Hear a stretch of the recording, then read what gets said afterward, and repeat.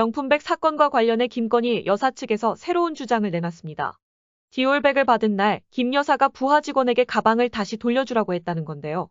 그럼 왜 안 돌려줬느냐? 직원이 까먹었다는 건데요. 이런 가운데 김 여사 측은 검찰에 나가 조사받는 건 거듭 안 된다는 입장입니다. 검찰은 최근 대통령실 유 모 행정관을 참고인으로 조사했습니다.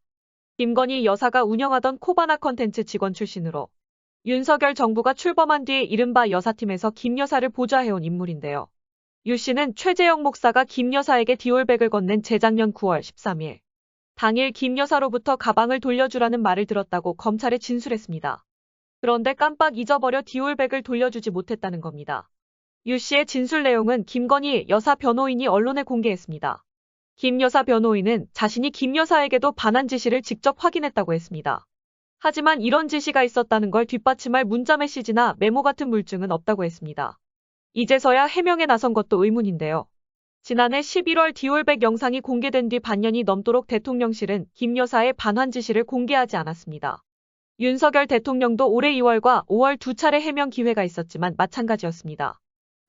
제 아내의 현명하지 못한 처신으로 국민들께 걱정 끼쳐드린 부분에 대해서 사과를 드리고 있습니다. 최 목사는 300만 원짜리 디올백 말고도 180만 원 상당의 샤넬 화장품과 40만 원대 듀어스 27년산 위스키도 김 여사에게 줬다고 주장하고 있습니다. 샤넬 화장품과 위스키 행방에 대해 김 여사 변호인은 검찰 수사 중이라며 답하지 않았습니다. 디올백은 대통령실의 포장재 그대로 보관 중이라고 했습니다. 검찰은 압수수색 영장을 발부받는 것보다 대통령실에 공문을 보내 디올백을 확보하는 방안을 검토하고 있는 것으로 알려졌습니다. 김 여사에 대한 조사도 임박한 가운데 변호인은 처벌 근거가 없다며 소환 조사 불가를 거듭 주장했습니다.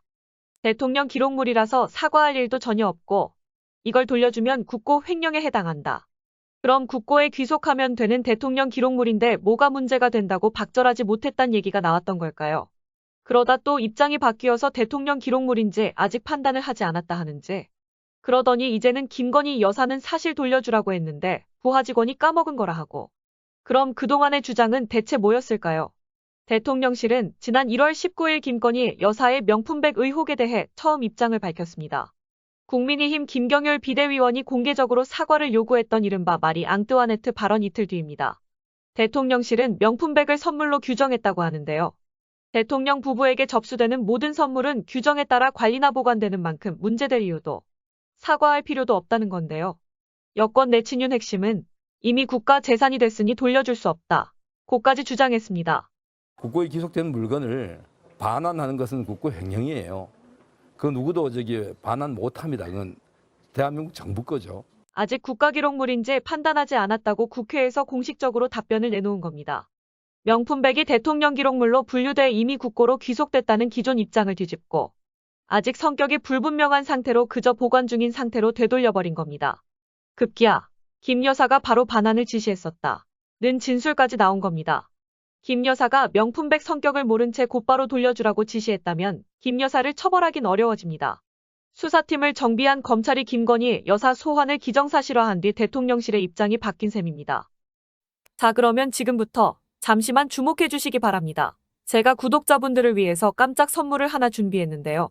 제가 항상 여러분들께 뭐라고 말씀을 드렸나요? 뉴스만 평소에 잘 챙겨보셔도 돈이 된다, 돈을 벌 수 있다라고 말씀을 드렸는데요. 자, 여러분들 여기 보이시는 이스라엘과 하마스 전쟁 같은 뉴스를 보게 되면 여러분들은 어떤 생각이 드시나요? 그냥 뉴스만 보고 끝내는지 아니면 이 뉴스를 어떻게 이용할 수 있는지 이 부분을 고민하고 계시는지 되물어보고 싶습니다. 자, 그 이유가 뭐냐면 제가 지난 11월 초에 여러분들께 뭐라고 말씀을 드렸죠. 지금은 반도체 산업에 관심을 가져야 한다. 뉴스만 보고 그냥 넘기지 마시고 투자 쪽으로 생각을 한번 해보셔야 한다라고 말씀을 드렸습니다. 그리고 나서 이런 썸네일들 뉴스를 통해서 많이 보셨을 텐데요. 이런 반도체 산업이 이슈가 됐을 때 부자들은 어떻게 생각한다고 했나요? 반도체 관련주는 뭐가 있는지, 어떤 종목이 가장 좋은지, 어디에 투자해야 돈이 몰리는지 자연스럽게 생각한다고 제가 말씀을 드렸죠. 그 이유가 뭐냐면 부자들이 봤을 때는 이슈가 곧 돈으로 이어지고 그 이슈가 나에게 돈을 벌어준다는 경험적 확신이 있기 때문에 부자들은 항상 이런 사회적 이슈를 관심 있게 챙겨본다. 이렇게 제가 말씀을 드렸는데요. 제가 지난번에 시청자분들과 함께하는 주식으로 수익 내기 이벤트를 진행했었는데요. 당연히 100% 무료로 진행을 했었고, 자, 여기 보시면 아시겠지만 제가 지난번에도 저한테 구독이라는 문자 남겨주신 모든 시청자분들께 이렇게 반도체 관련주 중에 가장 급등할 확률이 높은 딱 한 종목, 많은 종목이 아니라 딱 제주반도체 한 종목을 여러분들에게 추천드렸어요. 그러면서 여기 나와 있는 대로 정확히 얼마에 매수해야 하는지, 그리고 수익률이 어느 정도 나왔을 때 팔아야 하는지 이런 부분들까지 여러분들에게 정확히 알려드렸었는데, 자, 지금 실제로 어떻게 되었나요? 오른쪽을 보시면 아시겠지만 제가 11월 초에 문자로 이 제주반도체를 소개해드리고 나서 실제로 한 달도 지나지 않아서 이렇게 주가가 2배 이상 급등이 나왔습니다. 그리고 1월 말까지 이 상승세가 계속해서 이어졌죠. 그래서 당시에도 굉장히 많은 분들이 제가 드린 이 종목 제주반도체로 수익을 내실 수가 있었을 텐데요. 다시 한번 축하드린다는 말씀을 드리겠고, 자, 이번에도 마찬가지입니다. 최근에 이슈되고 있는 것이 이 하마스와 이스라엘 전쟁이기 때문에 우리가 이렇게 생각해 봐야겠죠. 전쟁이 계속해서 심화되면 피해가 커지기 때문에 전쟁에 필요한 물자나 의료 지원 물품들이 반드시 필요할 수밖에 없다. 그럼 그중에서 전쟁을 실제로 해본 경험이 있고 의료 수준이 높은 우리나라 기업들 중에 한 곳이 가장 크게 부각받을 수밖에 없다. 당연히 우리가 이쪽으로 생각해야 된다는 겁니다.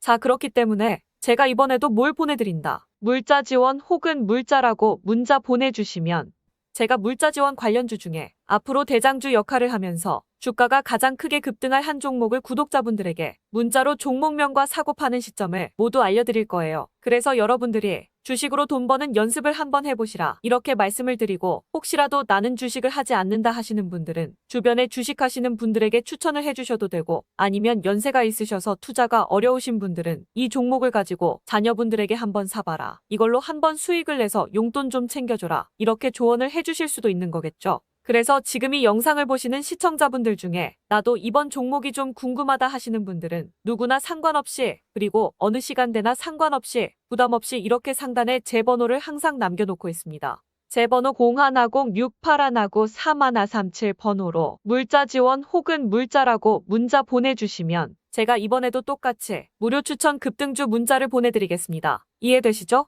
그래서 제 번호 010-6819-3137 번호로 물자 지원 혹은 물자라고 문자 보내주시면 여러분들이 직접 이슈를 통해서 돈 버는 연습을 해보실 수가 있는 거고, 제가 돈을 받는 것도 아니고 투자를 대신해 드리는 것도 아니니까 부담 없이 신청해 주시면 되는 겁니다. 그리고 수익이 나면 저는 다른 것은 바라지 않습니다. 제 채널에 구독, 좋아요 한 번씩만 눌러주시기만 하시면 됩니다.